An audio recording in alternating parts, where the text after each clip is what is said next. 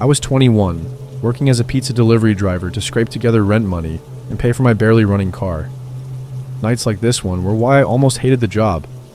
It was late, close to midnight, and I was exhausted after hours of lugging pizzas to houses and apartment complexes around town. My last order of the night popped up on my phone. A single large pepperoni to a house on the outskirts of town. The address didn't look familiar, but I wasn't surprised. Small towns like ours always had these odd pockets of forgotten houses scattered around. I didn't think much of it, even when I saw it was past the cemetery, on a dead-end road tucked away in the woods. I punched the address into my GPS, grabbed the pizza, and climbed into my car. The drive out there felt unusually long, and as I passed the cemetery, my headlights seemed to dim slightly, struggling against the darkness that thickened with every turn. Eventually, the road narrowed, flanked by tall, gnarled trees that arched overhead, creating an almost suffocating tunnel of shadows. Finally, I spotted the house. It sat back from the road, a weathered two-story structure with peeling paint and shutters barely hanging on. The driveway was empty and there were no lights on inside. The place looked abandoned. I parked my car and hesitated, gripping the pizza box tightly. My phone had no service, so I couldn't call to confirm the order. I glanced at the ticket again. This was the address.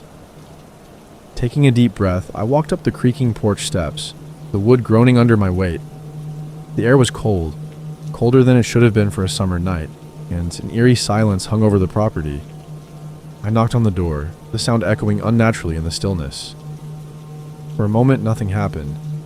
Then faintly, I heard it, the sound of slow, deliberate footsteps from inside the house. They were heavy, dragging slightly, as if whoever was moving didn't have the energy to lift their feet. "Hello?" I called out, trying to sound more confident than I felt. "Pizza delivery." The footsteps grew louder, closer, and then stopped just on the other side of the door. I held my breath, waiting. The door creaked open, just a crack, and a pale, bony hand slipped out. The skin was almost translucent, stretched tightly over long, knobby fingers. The hand held out the exact change for the pizza, trembling slightly. I stared at it, frozen. Something about the hand didn't feel right. Didn't look alive. Before I could react, I heard a voice, soft and desperate, coming from somewhere deeper inside the house. "Please, don't leave me here." My blood ran cold. I took a step back, glancing around to see if anyone else was nearby. Nothing but darkness surrounded me. Are you okay?" I stammered, my voice barely audible over the pounding of my heart. The hand didn't move. It just hung there, waiting. The voice came again, louder this time, filled with fear. "Please, help me. Don't leave." My instincts screamed at me to run, to get in my car and leave, but something kept me rooted to the spot. Against my better judgment, I leaned closer to the crack in the door, trying to see inside. The darkness beyond was impenetrable, like a void. "Hello?" I called out, my voice shaking. "Do you need help? Should I call someone?" The footsteps started again, but this time they sounded like they were retreating, moving further into the house. The hand slowly withdrew into the darkness, and the door began to close. "Wait," I shouted, stepping forward, but the door slammed shut with a force that sent a shiver down my spine. The porch creaked beneath me as I turned to leave, but before I could step off, I heard the voice again. It was fainter now, almost drowned out by the oppressive silence. "Don't go. Please, they won't let me leave." That was it. I dropped the pizza box on the porch and bolted to my car, fumbling with the keys as adrenaline surged through me. I half expected to see someone, or something, chasing after me as I sped down the narrow road, but the rearview mirror showed only darkness. When I got back to the restaurant, my manager was still there, counting the till. I blurted out the story, my words tumbling over each other in a rush of panic. He raised an eyebrow and pulled up the address on the computer. "That's weird," he said after a moment. "We don't have anyone listed there. Are you sure you got the right place?" I showed him the ticket, but the system said the order hadn't been placed. The address didn't even exist in the delivery zone. I quit the job a week later, too spooked to keep driving at night. But the memory of that house stayed with me, especially the voice.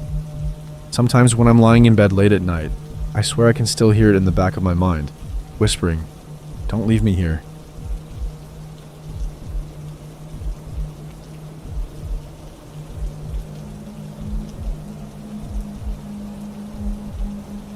I've been delivering pizzas for 2 years now. The work is predictable. Drive, drop off the food, collect payment. Most nights are uneventful. But one night, I had a delivery that made me quit for good. It was close to midnight when the order came in. The address was on the outskirts of town near the industrial district. That area always felt a little isolated, but I figured it was just another late-night order. The drive there was quiet. The streets were empty and most of the streetlights didn't work. When I arrived at the address, the house looked ordinary enough, small and a little worn, but nothing unusual. Then I noticed someone standing at the end of the driveway. He was tall, wearing a gray jacket and jeans. He wasn't moving, just standing there, staring at my car. His face was lit by my headlights, and he was smiling. The smile wasn't friendly or welcoming. It was wide, stretched, like he was forcing it. I grabbed the pizza and got out of the car. "Hey, got your order here," I called out. He didn't say anything. He just stood there, smiling, his eyes fixed on me. I walked toward him, keeping my steps steady. "It's $22.50, I said, holding the pizza out. The man reached into his pocket and pulled out some coins. "Exact change," he said. His voice was low and calm. He began counting the coins one by one, holding each one up before placing it in his other hand. It took longer than it should have, but I stayed quiet, watching him. The air felt colder than it had a moment ago. My fingers started to stiffen as I held the pizza box. I shifted my weight, glancing back at my car. The headlights lit the driveway, but everything beyond that felt darker than it should have been. Finally, he handed me the money. His hand brushed mine, and his skin was freezing. I placed the pizza in his hands, hoping to end the interaction quickly, but instead of leaving, he looked at me. His smile grew a little wider, and he tilted his head slightly. "You drive fast," he said. "Too fast sometimes." My chest tightened. There was no way he could know anything about me. I hadn't seen him before, and I didn't recognize his face. Thanks," I muttered, stepping back. I turned and walked quickly to my car, my heart pounding with every step. I got in, started the engine, and drove away. As I pulled onto the road, I glanced in the rearview mirror. He was still standing there, holding the pizza, staring at me. I drove faster, eager to leave the area behind. The industrial district gave way to the main road, and the feeling of unease started to fade. Then I saw him again. In the rearview mirror, far behind me, he was walking. His head was slightly tilted, and he looked the same as before. Gray jacket, jeans, and that same smile. I pressed the gas pedal harder, speeding up. There was no way he could be following me, not on foot. I kept driving, only checking the mirror once I reached the edge of town. When I looked again, he was gone. I let out a shaky breath as I pulled into the pizza shop parking lot. The lights inside were off. Everyone else had gone home. I parked near the entrance, letting the car idle as I tried to calm down. Then my phone buzzed. I picked it up, expecting a notification about the next shift. Instead, it was a text from an unknown number. "Drive safe." My stomach sank. My hands tightened around the phone as I looked up. He was there, standing at the edge of the parking lot. The streetlights barely lit him, but I could see the shape of his face. The smile hadn't faded. I didn't stay to find out what he wanted. I threw the car into reverse and sped out of the lot, not stopping until I was home. I didn't go back to work after that.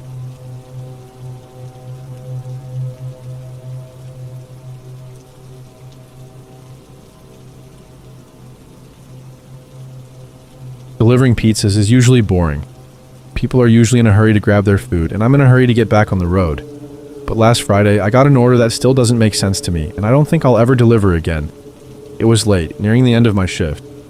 My manager handed me the last order of the night, a single large pizza. The address was for an apartment complex I hadn't delivered to before, which was unusual since I knew most of the regular spots in town. When I punched the address into my GPS, it showed a building on the far edge of town, right near the highway. The drive was uneventful at first, just the usual empty streets and the occasional car passing by. As I got closer, the area started to feel off. The streetlights became fewer and the buildings were run down. When I pulled up to the apartment complex, the place looked abandoned. The windows were dark, the paint was peeling, and there wasn't a single car in the lot. I double-checked the address and the receipt. Everything matched, so I grabbed the pizza and walked up to the front door. A handwritten note was taped to the door. "Deliver to the basement door," I paused. Most places don't let people wander into their basements, and I didn't even know this building had one. I thought about leaving, but the note looked recent, and I didn't want to get in trouble for not completing the delivery. Inside, the lobby was dim. There was a single bare light bulb flickering above me. The walls smelled damp, and the carpet squished under my shoes. I spotted a door marked basement at the end of the hall. The metal handle was worn, and the door creaked loudly when I pulled it open. The staircase leading down was steep and narrow.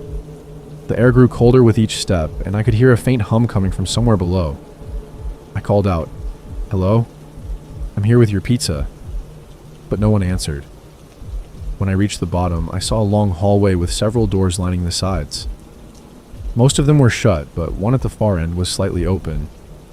A faint light spilled out, but it didn't make the space feel any less dark. I walked slowly, my footsteps echoing against the bare walls. The hum grew louder, and I realized it wasn't from a machine. It sounded like voices. Low, murmuring voices that I couldn't understand. "Hello?" I called again. The voices stopped. I froze, staring at the open door ahead of me. I could feel my heartbeat in my ears as I took another step. The hallway felt endless, but I finally reached the door. I pushed it open with my foot, trying to keep a grip on the pizza box. The room inside was small, lit by a single lamp on a table. The walls were bare concrete, and the air smelled stale. In the center of the room, a group of people sat in a circle. They were all hunched over, their backs to me. "I've got your pizza," I said, my voice shaking. None of them moved. I stepped closer, holding the box out in front of me. "Hello?" Slowly, one of them turned their head. Their face was pale, their eyes wide and unblinking. Their lips were cracked, and their mouth was slightly open, but they didn't say anything. One by one, the others turned to look at me. They all had the same empty expression, like they weren't fully there. My hand started to shake, and I nearly dropped the box.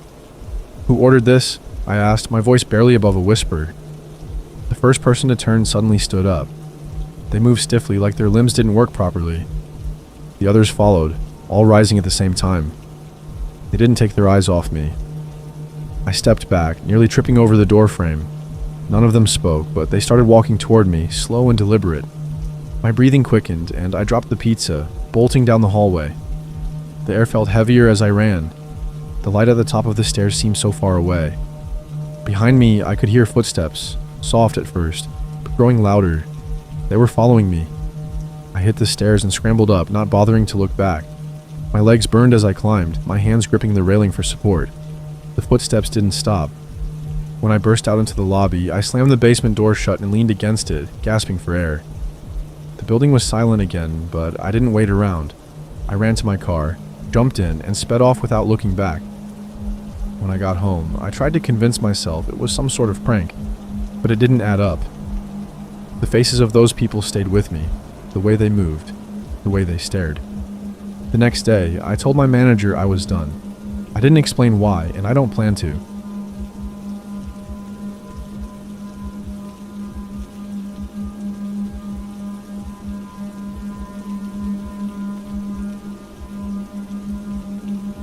I'm Emma Rodriguez, been working at Slice of Heaven Pizza for 8 months now, and I thought I'd seen everything. Number 742 looked like every other house on Maple Street. Tan with brown shutters, a neatly trimmed lawn, the kind of place where nothing bad could happen. I double-checked the order. 2 large pepperoni pizzas, cash payment, total straightforward. I grabbed the heated bag from the passenger seat of my Honda Civic and walked up the concrete path. The porch light created a yellow circle around the front door. My work shoes made sharp sounds against the walkway. I remember thinking how quiet the neighborhood was, not even a dog barking. When I rang the doorbell, everything felt off.